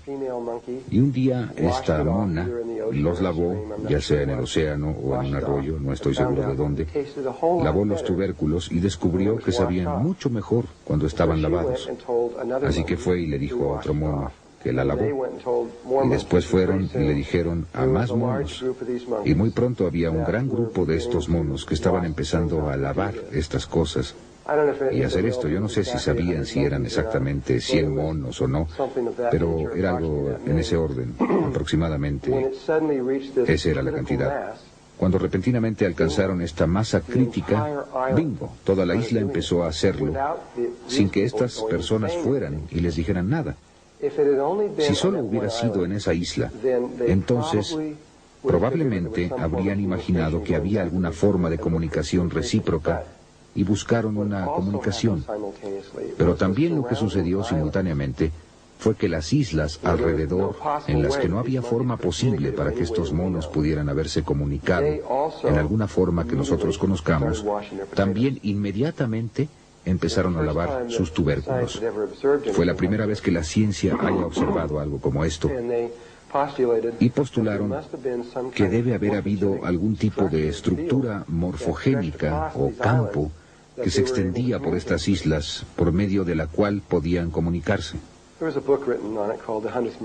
Hay un libro escrito sobre el tema llamado El centésimo mono, y mucha gente pensó en ello, y después, unos años más tarde, y esto es algo acerca de lo que mucha gente no sabe, un equipo de científicos de Australia, conectados a través de la Gran Bretaña, se preguntaron si los seres humanos también tenían una red similar a esta en torno a ellos.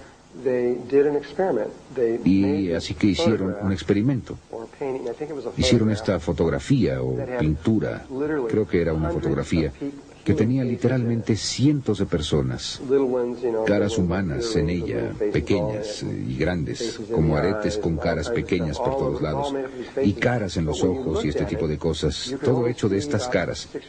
Pero cuando las veían podían ver solo aproximadamente 6 o 7 caras. No podían ver todas estas otras caras porque se necesitaba entrenamiento. Tenían que apuntar a dónde estaban. Así que si solo a primera vista solamente verían 6 o 7 caras, y eso era todo. Así que fueron a Australia y lo hicieron en forma muy científica.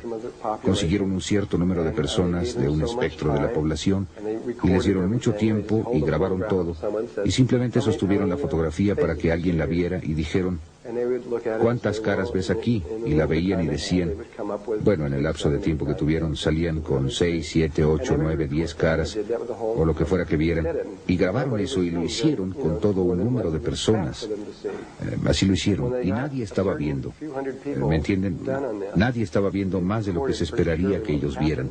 Cuando consiguieron a unos cuantos cientos de personas que hicieron esto y grabaron con mucha seguridad lo que estaba pasando, entonces se fueron a Inglaterra, al otro lado del planeta, y en una estación cerrada de televisión por cable de la BBC, que solamente llegaba a Inglaterra, no iba a ninguna otra parte, mostraron la fotografía y cuidadosamente mostraron en dónde estaban todas las caras, cada una de las caras. Y después, 5 minutos más tarde, repitieron el experimento en Inglaterra, quiero decir, en Australia. Y miren, la gente repentinamente pudo ver 70, 80 caras. Ah, sí, aquí. Pudieron ver todas esas caras allí. Y en ese momento, la humanidad supo con certeza que había algo acerca de nosotros que no sabíamos. Ahora bien, los aborígenes en Australia ya sabían esto desde hace mucho tiempo.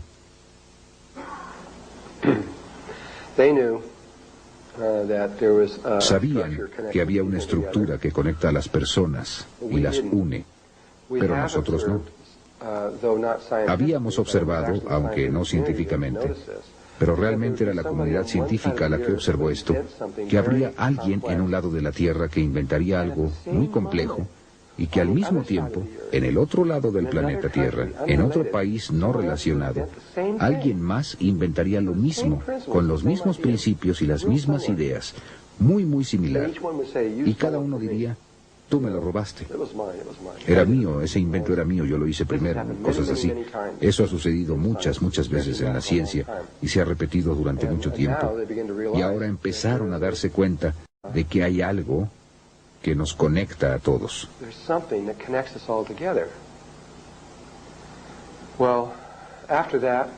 Bien, después de eso, empezaron a buscar esto, y el gobierno norteamericano y Rusia descubrieron estos campos alrededor de la Tierra. Son de naturaleza electromagnética y están muy altos sobre la Tierra. Están aproximadamente en algún lugar a 80 o a 100 kilómetros sobre la Tierra. Y la principal que es, y recuerden ahora, aunque no he hablado mucho de esto, recuerden que hablé acerca de que hay 5 niveles de conciencia. Bien, ahora solo hay 3 con los que está involucrada la Tierra. Estos otros 2 están muy lejos de nosotros. Hay un primer nivel, el segundo nivel en el que estamos nosotros, y el tercer nivel, que es la conciencia crística en la que vamos a entrar. Durante mucho tiempo hubo solo 2 redes alrededor de la Tierra, el primer y el segundo nivel, los aborígenes en Australia y nosotros, que somos los mutantes. Por eso es que nos llaman los mutantes, porque lo somos. Mutamos a donde estamos ahora, y esas 2 redes estaban allá arriba. Y nunca hicieron ninguna investigación en los aborígenes. y nuestros países nunca estuvieron conscientes de esa red, sino que hicieron mucha investigación en nosotros. Y sí descubrieron exactamente cómo se ve nuestra red, y está basada en triángulos y cuadrados. Es una red muy masculina, y se extiende otra vez alrededor de todo el planeta. Y lo que descubrirán finalmente es que hay una red para cada especie en el mundo. Esto significa que originalmente hubo 30 millones de redes allá arriba. Ahora hay aproximadamente 15 millones de redes allá arriba y está disminuyendo muy rápidamente.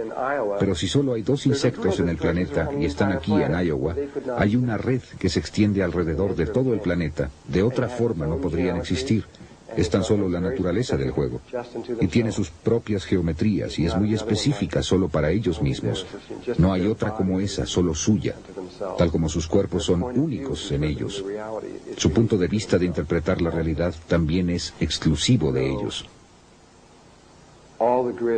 Sin embargo, todas las redes pueden dividirse en 6 categorías.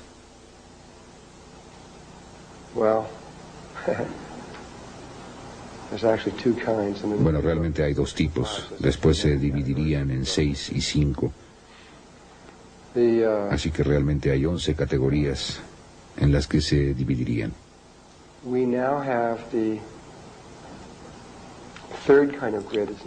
Ahora tenemos el tercer tipo de red que está allá arriba, a la que pueden llamarla conciencia crística, o simplemente pueden llamarla el siguiente paso, o como quieran llamarla.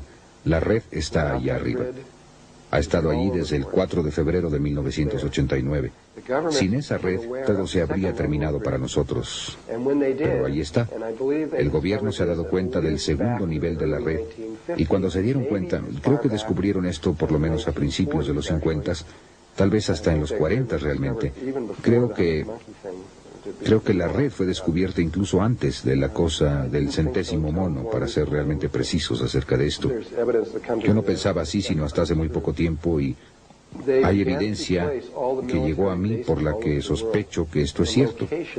Empezaron a colocar todas las bases militares por todo el mundo, la ubicación de ellas, dónde las pusieron en estas pequeñas islas como Guam y lugares pequeños y demás. ¿Por qué pusieron esos lugares en donde los pusieron?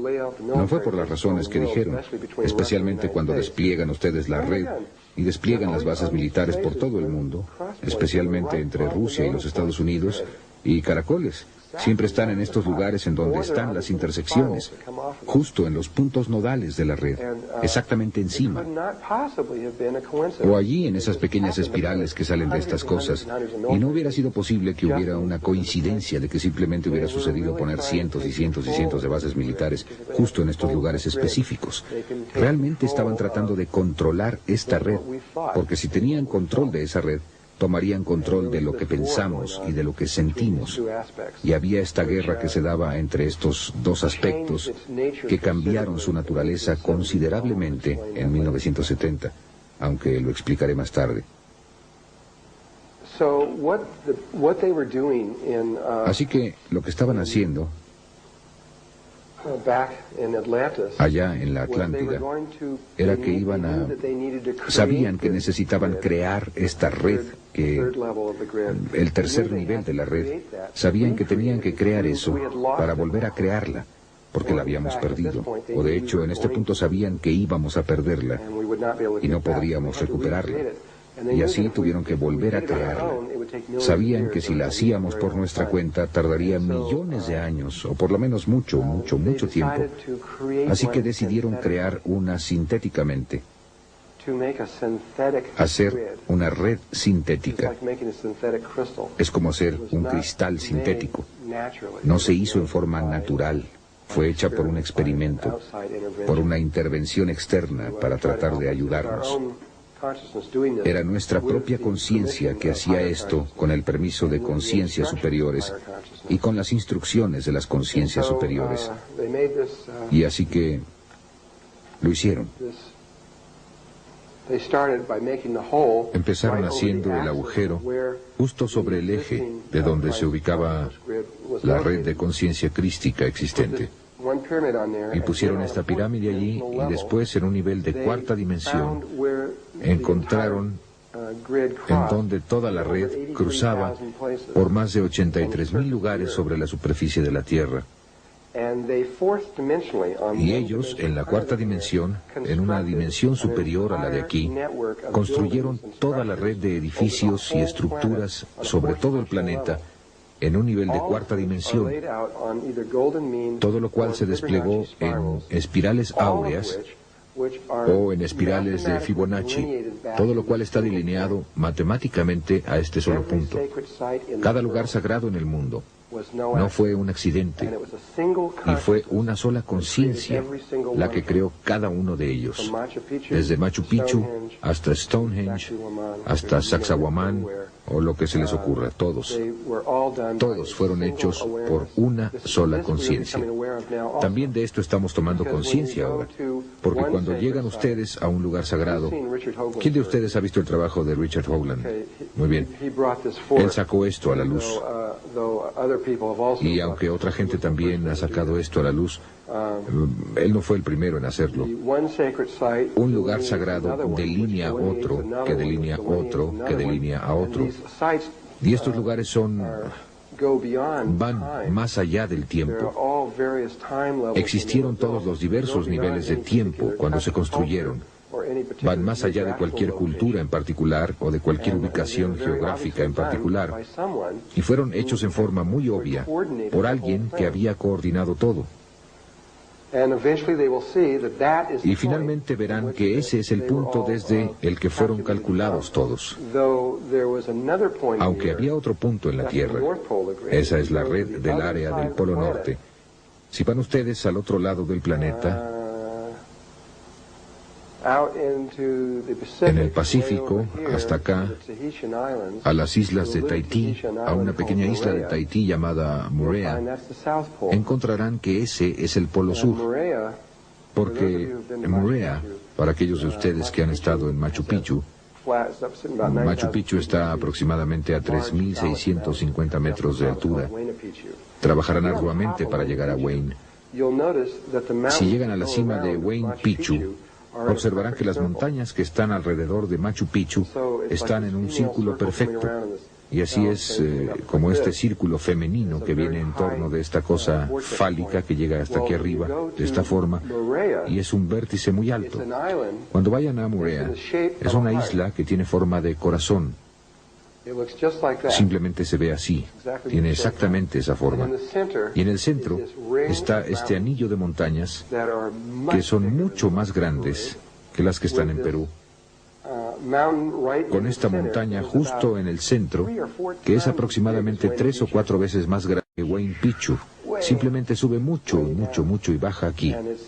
Y es esto, es el preciso polo sur de toda la red.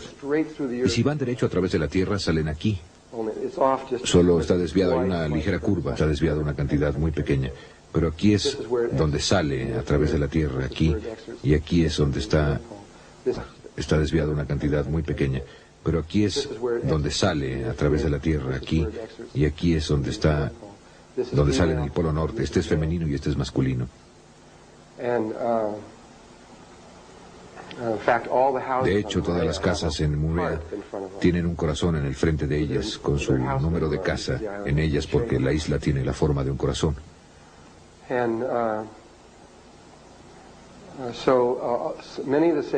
Y muchos de los lugares sagrados están conectados a este punto. Así que algunos de ellos están conectados aquí, algunos de ellos conectados acá, pero todos están interconectados a través de la red central.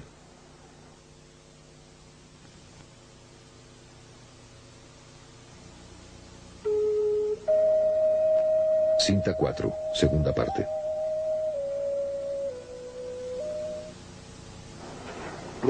Ahora, llegando a esta estructura, solamente esta estructura fue construida en ese momento, aunque una vez más el resto de ellas fueron puestas.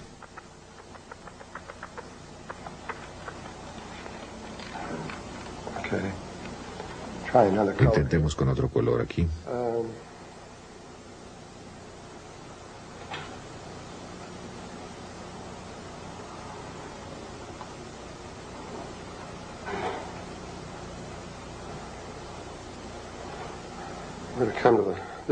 Esta es la Gran Pirámide. No tan buena como la que ellos hicieron, pero...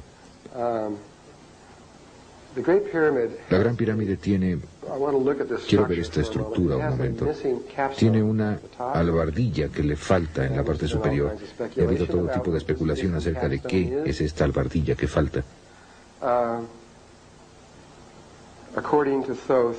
De acuerdo con Todd, la albardilla real que falta es de unos 20 centímetros de altura, de oro sólido, y una imagen holográfica de toda la pirámide. En otras palabras, tiene todos los pequeños salones dentro y todo en proporción, y está en los recintos de las memorias. No es la albardilla. Las otras dos pirámides culminan en una punta, solamente esta tiene esto. Pero la pieza que falta no es pequeña, es de aproximadamente 2 metros cuadrados. Lo que falta es una pieza grande. Se paran en la parte superior y es una pieza grande, plana, enorme allá arriba. Y es una plataforma de aterrizaje para una nave muy especial que existe en la Tierra. De acuerdo con las tablillas Esmeralda y con Todd, hay otro objeto no muy lejos de aquí llamado la Esfinge. La Esfinge es mucho más antigua, de 10 a 15 mil años, es mucho más antigua que eso.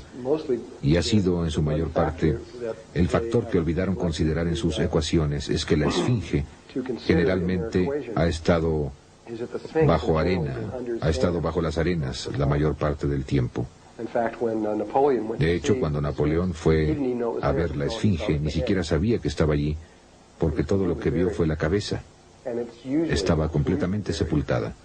Y por lo general, está completamente sepultada. Así, cuando ese factor fue llevado allí, podrían ustedes ver que el desgaste sería... Tomaría mucho más tiempo desgastar algo que está completamente sepultado que cuando está expuesto. Y de acuerdo con Todd, esto se remonta a por lo menos 5,5 millones de años. Y creo finalmente que eso saldrá a la luz, porque hasta ahora no se ha equivocado en nada. Incluso John Anthony West espera de verdad que sea por lo menos de 200 a 400, un poco más de 200,000 años de antigüedad, pero ni siquiera se preocuparon por tratar de hacer esos tipos de especulaciones, simplemente querían pasar de esos 6,000 años, porque si podían superar los 6,000 años, entonces eso rompe la grieta, así que hicieron eso. Más tarde trataré de regresar más y más cuando puedan presentar mayor evidencia. Así que bajo la Esfinge, según Todd, aproximadamente 1,5 kilómetros abajo, hay un salón redondo con una parte superior plana y un techo plano. Y dentro de este salón está el objeto más antiguo, el objeto sintético más antiguo del planeta, más antiguo que ninguna otra cosa. Regresando en el tiempo, de acuerdo con ellos, creen, aunque no pueden probarlo, hace 500 millones de años cuando empezó todo. Y el objeto es un enorme, aproximadamente de 2 cuadras de una ciudad, un enorme vehículo. Es extraordinario por el hecho de que solo tiene de 3 a 5 átomos de espesor. Y su forma es redonda, es como un disco. Es redondo y tiene un fondo plano y una parte superior plana. En su parte superior, si lo ven en esta forma, tiene un dibujo que se ve así.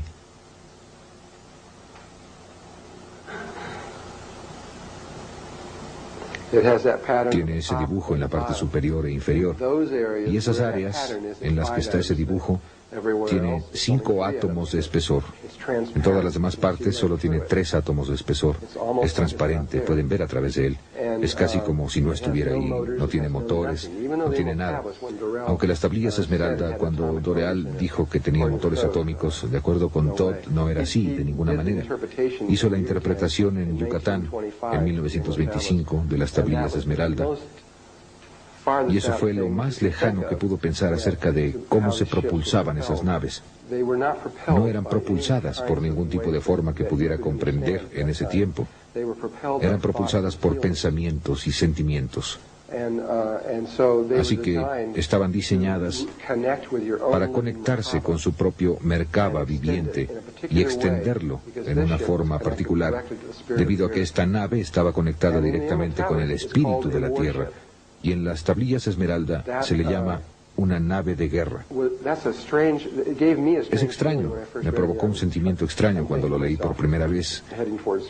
Estoy pensando en mí mismo, dirigiéndome hacia formas espirituales, y aquí estoy obteniendo algo que dice que es una nave de guerra. ¿De qué se trata eso de la nave de guerra? Y justo en las tablillas esmeralda dice que cada vez que vamos en torno a la precesión de los equinoccios, que nuestros polos pasan por estos pequeños cambios, que atravesamos un espacio vacío durante unos 3,5 días. Y como planeta, nuestra conciencia es muy vulnerable. Y cada vez hay seres que vienen de otra parte para tratar de tomar el planeta. Así que esto ha estado sucediendo durante millones y millones y millones de años y todavía está sucediendo. Y cuando leí esto, ni siquiera sabía de los grises ni de nada de esas cosas. Fue hace mucho tiempo. Y pensé, ¿alguien viene de otra parte para tomar la Tierra? No, eso es absurdo. Y lo mismo está sucediendo ahora. Nunca se detiene. Simplemente continúa. Y en cada momento siempre ha habido una persona muy pura, muy limpia, que averigua cómo llegar al siguiente nivel que se necesita en ese momento. Encuentra la nave, la eleva al aire, y la Tierra se conecta con esa persona, y el Sol también, realmente, y da a esa persona un gran poder. Y cualquier cosa que piensen o cualquier cosa que sientan, sucede.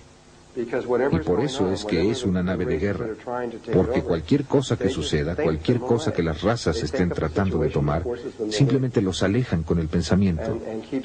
Piensan en una situación que los obligue a irse y mantienen nuestra evolución en progreso sin ningún tipo de influencia exterior. Y eso ya ha sucedido aquí en la Tierra. Es la razón por la que los grises están, cuando hablemos acerca de ellos, los describiremos. Los problemas que están teniendo son por una sola mujer, una mujer pequeña de 23 años de edad del Perú, que ahora tiene aproximadamente 26 años de edad, que hizo el primer proceso de ascensión hacia la nueva red.